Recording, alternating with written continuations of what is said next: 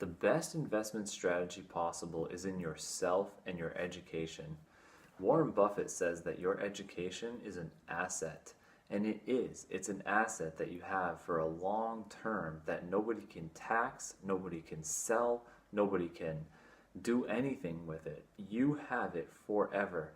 No matter what goes on in the world, whether there's a war going on, or a depression, or a recession, it doesn't matter. You have that education that's going to continue taking you further than other people. Do you know anybody at your work with a master's degree? They're probably doing pretty well for themselves. They probably are very, very smart. It's not just because they have a degree. It's because they had to read an entire textbook for every one of those classes. They had to do things to get those master's degrees, and it takes a lot of time and effort and investment. So you're investing in yourself to get smarter so that you can probably teach your kids one day some of the things that you understand and that you know, so that you can read more books and understand more books. So once you've read all of these master's level courses, you've read these books for all of those courses, you pick up a regular book and you say, oh, this is a pretty easy read, and you just kind of fly through it because you're so used to reading and taking notes and understanding and really digging into every one of these textbooks that when you just pick up a book, a how-to book on real estate, you just kind of soak in that knowledge very quickly. Reading is like compound interest itself, because when you read your very first book, it's very difficult to understand all of the words and to read quickly and to soak in all that knowledge. But when you've read 10 books about real estate and 10 books about IRAs and 10 books about 401ks and 10 books about investing in penny stocks and so on, by the time you read that 100th book, it really just soaks in. You understand everything in it so quickly that you actually understand the very little things.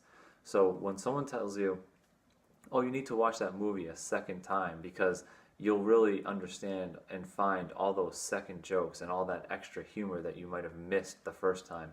You don't miss anything in that 100th book that you've read because you've already read 99 books before that, and you really soak in all of that knowledge.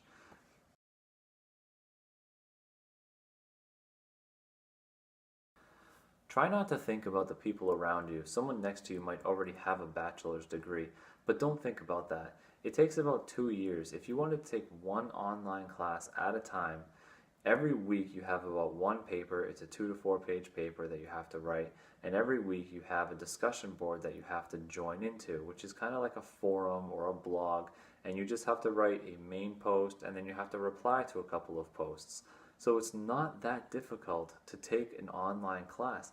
And then you have to read a book on the side. So you're reading a book, maybe a chapter or two, you have to write a small paper, and then you have to add to a discussion board.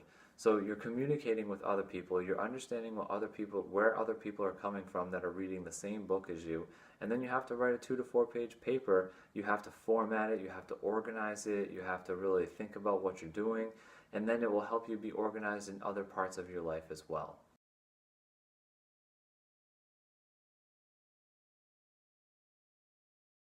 Once you get your bachelor's degree, continue taking online courses.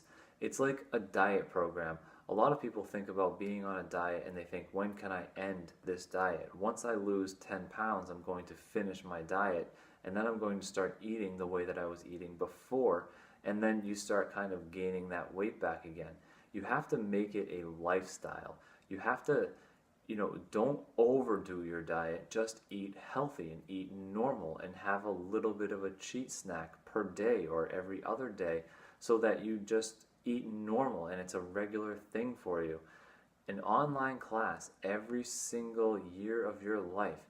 You need to continue taking those online classes because eventually, if you think about your parents or your grandparents, they might have had a master's degree or a bachelor's degree. Imagine a person 15 to 20 years ago that has a marketing degree. That's ancient information. They probably learned about newspaper articles and advertisements in magazines, and everything is online now. So an online marketing degree right now is just completely different than what it was before. So if that same person had a real interest in marketing and they wanted to continue their education and they continued taking classes about marketing, they would have started learning about online classes long, long ago when online websites first started, so that they could have been involved in the advertisements that get placed on web pages very, very early on.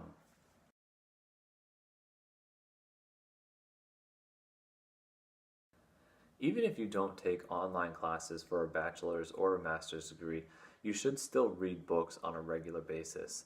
Just read a few pages per night, or on your lunch break read a few more pages, and it slowly adds up. Before you know it, you're halfway through a book and all you did was read 3 pages at a time on random occasions. Early in the morning, right before work, if you get to work 15 minutes early for some reason, have the book in the car, read 3 pages before you walk in the door. On your lunch break before you go back into work, read 3 more pages, and at night, read 3 pages. 9 to 10 pages per day on a regular basis would allow you to read at least 12 to 15 books per year, and you would just gain an astronomical amount of knowledge that's going to allow you to just not only get smarter for investment strategies and making money, but also just in daily conversations with your friends.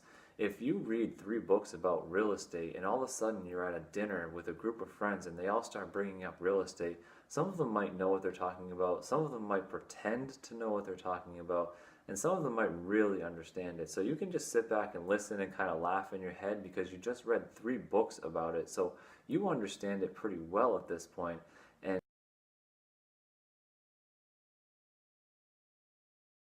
when you have discussions with other people and you listen to what they're saying, listen 70% of the time and talk 30% of the time. Remember that anything that you say to other people, you already know. So you're not gaining anything by telling somebody about the book that you read. If you listen to somebody about the book that they've read, you're gaining some of that knowledge. You might take in half of that and spit out the other half because you read 3 books about real estate and you're listening to somebody talk about the first book that they read, and you're kind of retaining that, but don't talk as much as you listen. When other people are talking, listen to what they say. Ask them more questions. You're better off asking questions when you're talking so that you can then soak in more knowledge and then use that knowledge to your advantage later on when that other person's not around. So if you spend 1 hour talking about the 3 books that you read and talking about your tenant at dinner, and you spent 3 minutes listening to the other person, then that's very nice of you. You helped out your friend a little bit and they know a little bit more about real estate. But if you had instead just asked questions about what the other person knows about real estate, even if it's only a very small amount of information that they know, then you would have gained some information and you would have learned a little bit more, and you would have created more of an asset in yourself so that you can use that asset to your advantage, which is your knowledge. The best investment strategy possible is in yourself, your education, and your knowledge so that you can make money going forward with ease. Thank you.